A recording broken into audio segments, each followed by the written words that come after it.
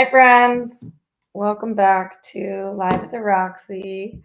On this Monday, if you are on the East Coast like I am still for a few more hours, then it's happy evening. If you're elsewhere, happy whatever time of day it is for you.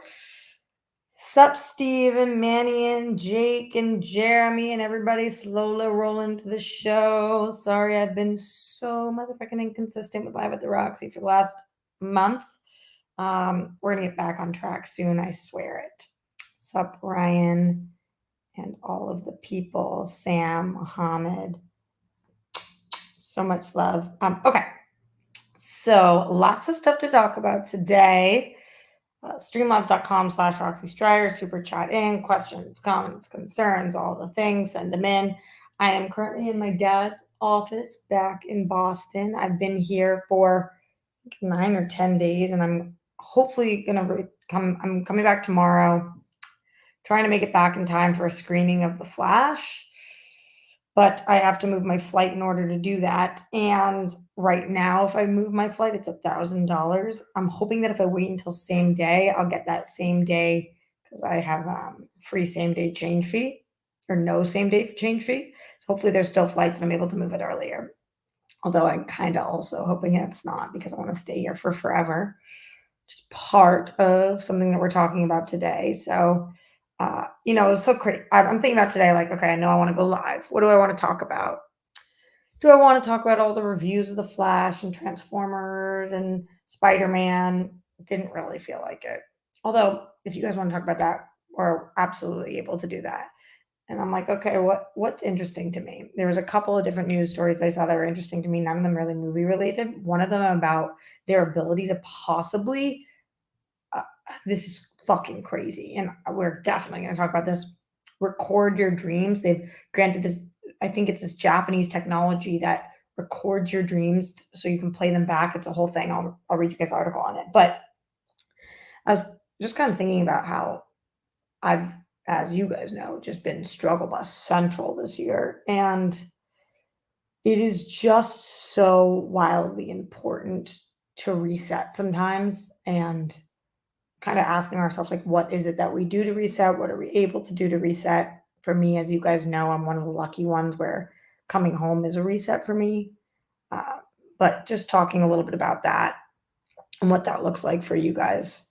So for me, I think that one of the most important things I can do is to reset is to get rid of any kind of paranoia. I don't know if any of you guys struggle with paranoia at all. And I know it's such a weird word because it sounds so fucking crazy. And I don't mean it in that way, but like the paranoia of like, who here can I trust? And I think living in Los Angeles, I'm surrounded by legitimately insane people all the time. Like some of the worst human beings in the world live in LA. Some great people live there too. I live there. My grandparents are there.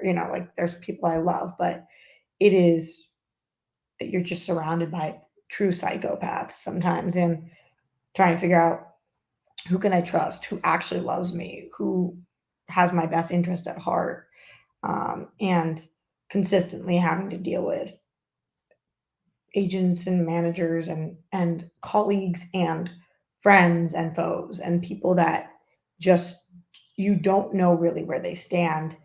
It can make you feel fucking insane. And so for me, part of resetting is going back to my roots and being and surrounding myself with people who, like, there's no question about, like, no matter what, at the end of the day, I know they only have my best interest at heart. I know they're rooting for me. I know they love me, and I know they're in my corner. And I know some people don't have that anywhere in the world, and that I am so lucky and grateful to be able to have uh, that and have people that I can really truly be myself with. And even if I say the wrong thing or whatever, like, they're not gonna flip out on me, disown me, like me less, ghost me, any of the things. So coming home always is a reset for me. And I was really nervous about coming home this time because leaving here is so fucking hard. It's so hard to go back to a place that's 3,000 miles away from my family, where I'm on an island. And but it is doable. And the reason it's doable is because I do have this dream and it requires me to be out there. And there's a lot of stuff I do love about LA. But every once in a while, you have to reset because, I'd been in LA. I hadn't left the city since November.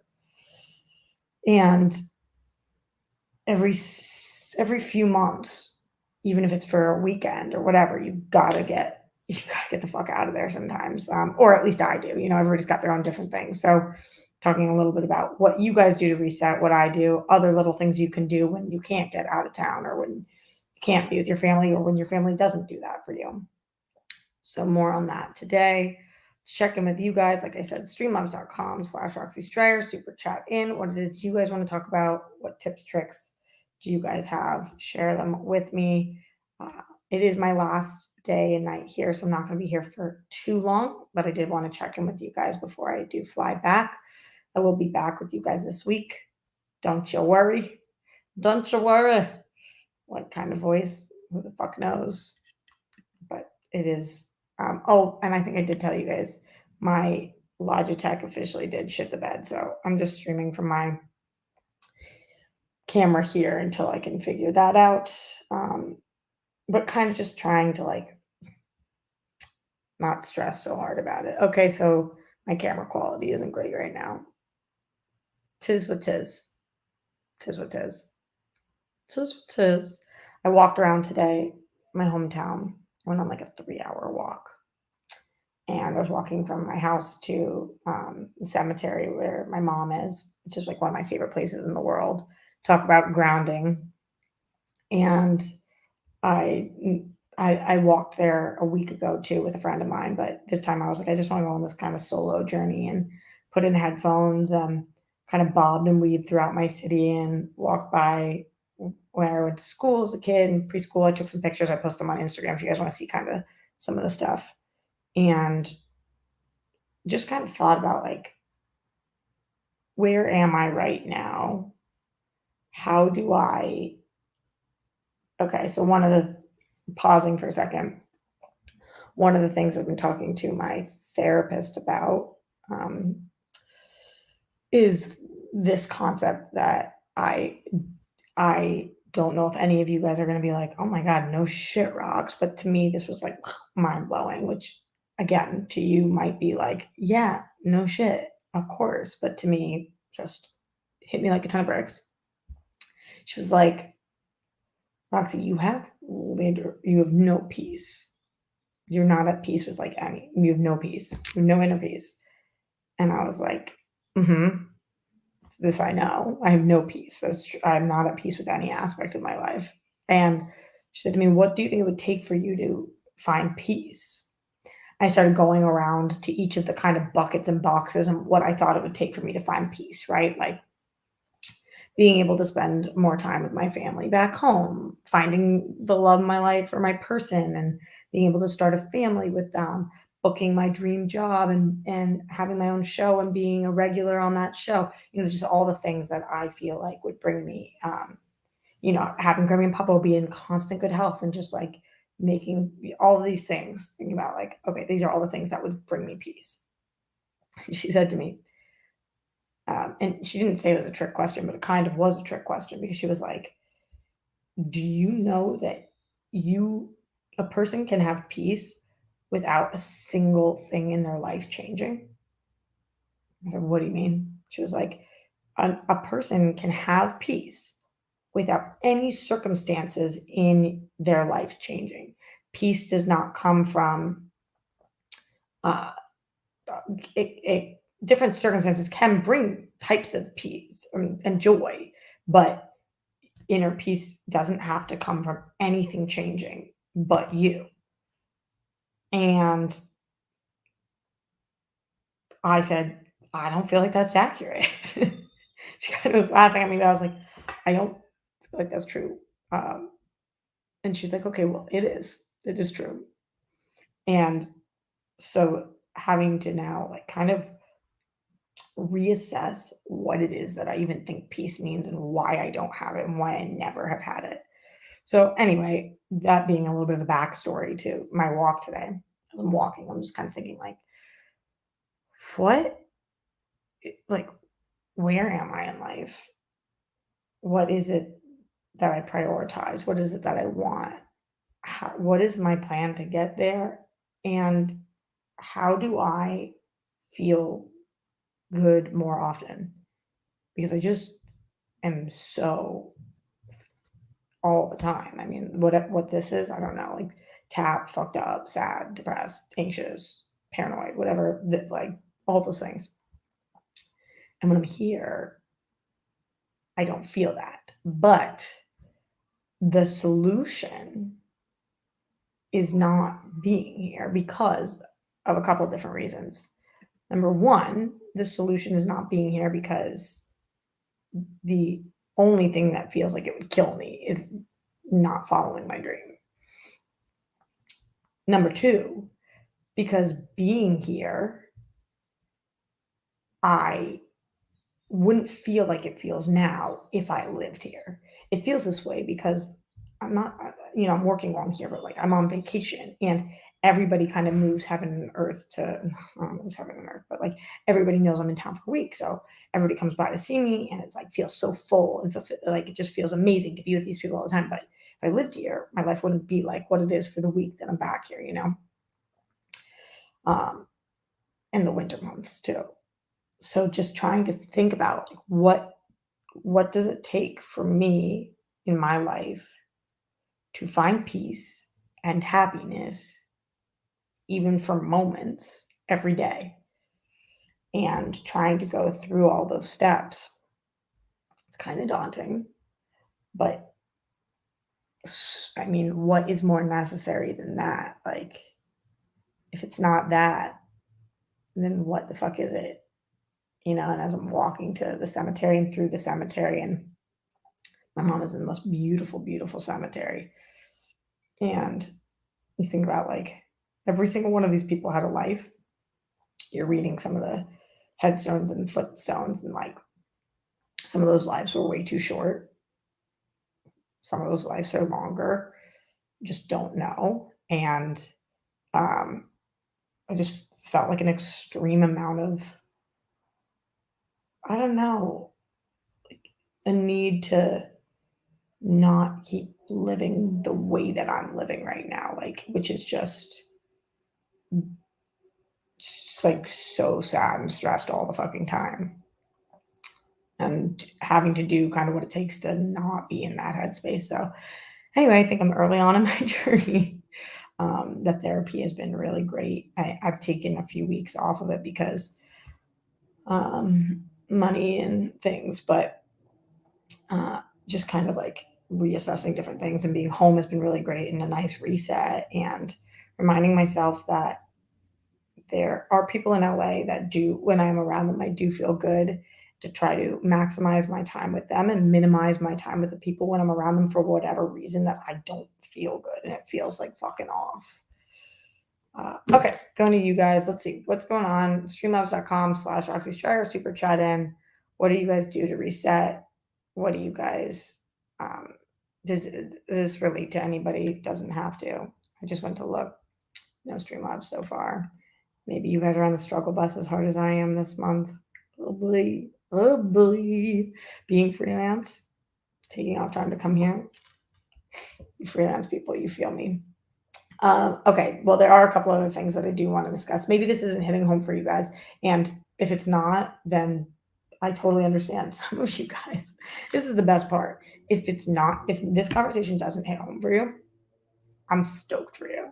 If you're like, I have no idea what she's talking about, I am living a very full, happy, successful life and journey. Um, I think that that's amazing. And I'm so glad that this episode doesn't resonate with you. And if this episode does resonate with you, maybe we can kind of update each other on our journey to whatever this reset is. Kind of used to think of a reset as like a one day, like hard launch. And now I'm kind of like, I think it's a shift in my world and everything around it. And things that are really lucky for me. I know I love work so much. I love writing. I love performing. And so one of the things that I always have when I need to kind of like tune it all out, the bullshit, is that I can work. I can write and I can be an artist. And kind of spending more time with that too in LA, like just feeding into my artist side and remembering that's why I'm 3,000 miles from home, because that's who I am in my soul. My voice is very, what's it called when you sound this raspy? And it's, I don't know, it's giving pubescent boy right now. Very sorry. Been doing the damn thing. The wedding that I went to this weekend was unbelievable. That's another thing that, well, since I've been home, I went to a funeral, I went to a wedding. I have been seeing every single baby under the sun. All my kids have babies under 2, but my best friend just had a baby that's 6 weeks. I have gone to multiple different cemeteries. I've gone shopping. I've gone on walks. I've gone on drives. I went to an island. I was in the city. Um, I went out for a birthday party. Like, it has been kind of a very, it's been a lot being here. See my family and my friends and all the stuff. So, anyway, if my voice sounds a little worn out, it probably fucking is. What was the thing? I take screenshots of shit throughout the week that I want to talk to you guys about. And one of them, okay, speaking of birthday parties, there's a few different things. Number one, Kanye West. Did you guys see video from his birthday party of all the sushi being served on naked women? Like, how, I guess I don't have much to say about that, but it's just like,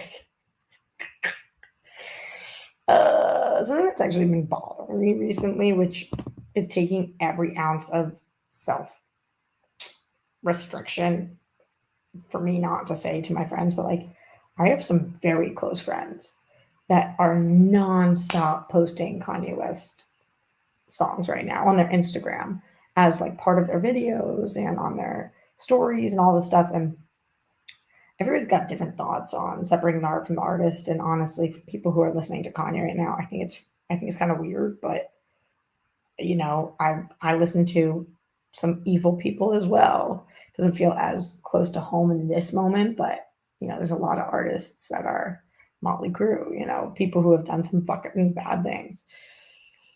Kanye currently says he's a fan of Hitler, so like he's very, very high up on my shitty person list, but for that and a million other reasons. But like, you're publicly, of all the songs that you could put along with your photos, you're publicly posting Kanye songs. And it's like some of my close friends, not my Jewish friends, none of my Jewish friends, it's all my non-Jewish friends. It just feels like, what are you actually trying to say to the world? Why are you posting his lyrics and his songs right now? It's just fucking weird. Very strange. But he did have a birthday party, which is like, I don't know, seeing his birthday party. It's like, people still fuck with him? Okay.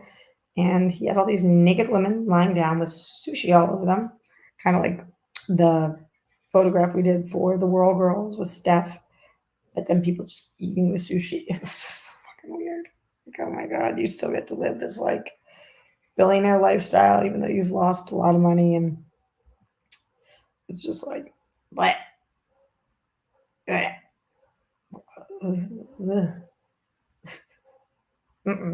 Not for me.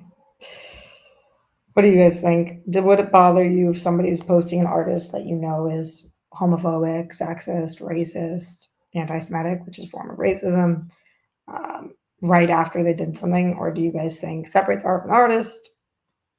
Would love to hear from you. Also, streamlabs.com/Roxy Stryer. Spidey, it was like on leaves on them. But yeah, you'd think that their bodies are probably fucking warm. I had really good sushi last night.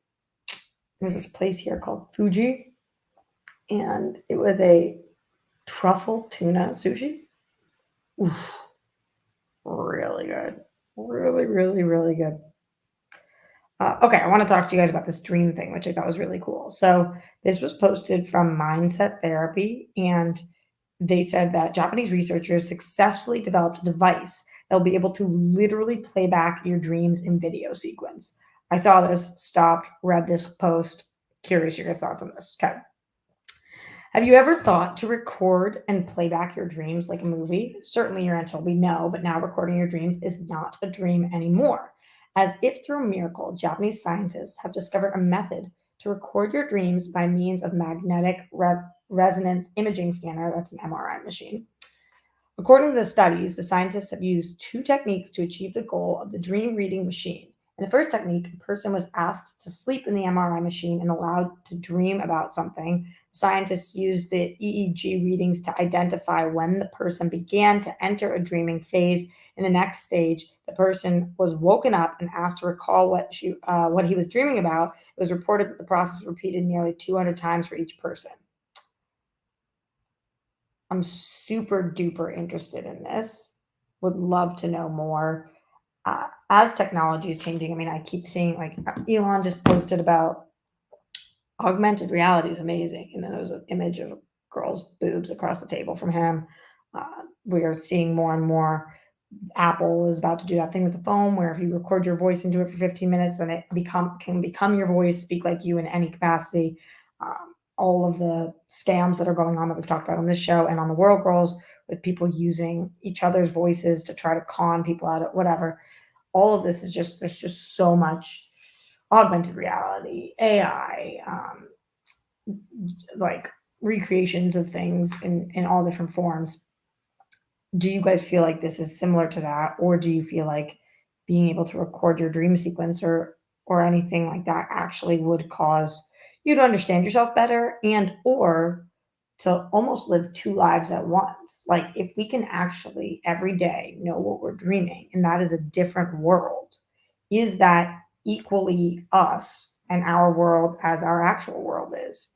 And would we be able to kind of like train our brains into having a life in dream world? And is that dangerous and scary, or is that exciting and fun? Just wild to kind of think about. What do you guys think? Streamlabs.com/RoxyStrider, super chat in. Um, I don't think I've ever done a show that is this length where none of you have Streamlabs or super chatted. Everybody okay? This is me genuinely checking in. Tough month, tough week, tough life, tough year. A lot of my friends back here are, or people I've been talking to, have been looking for jobs. It feels like a lot of people are tapped on the things that they were doing and they just don't want to fucking do it anymore, which makes perfect sense because I think that the pandemic taught us all a lot about ourselves, which a lot of that means, okay, I would rather do XYZ and make less than do XYZ and be miserable, which I think is a lot of people. Or some people are just straight up fucking out of work. And some people's jobs are being taken by robots. And some people are operating those robots. It's a whole wild, wild world out there. I'm only going to be here for a couple more minutes. So get in any of your thoughts, questions, comments, concerns. Shout out to everybody who did join me live today. For my schedule this week, tomorrow I'll be flying, hopefully in the morning, but maybe not until later. If I do fly in the morning, then I'll get you guys my flash thoughts at night, probably on my social. Wednesday, I'll be back for the World Girls.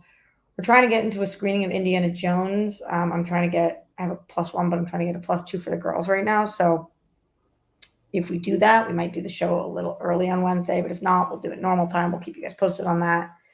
On Thursday, I'm going to tape Real Rejects again. Wednesday, I'm also doing The Big Thing. So that will be back this week. And Friday, I've got Only Stupid Answers. And one of those days, I'll be back on here as well. Probably Friday.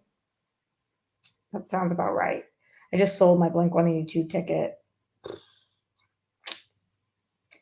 It was too expensive to justify. I'm going to try to get a cheaper ticket for one of the nights.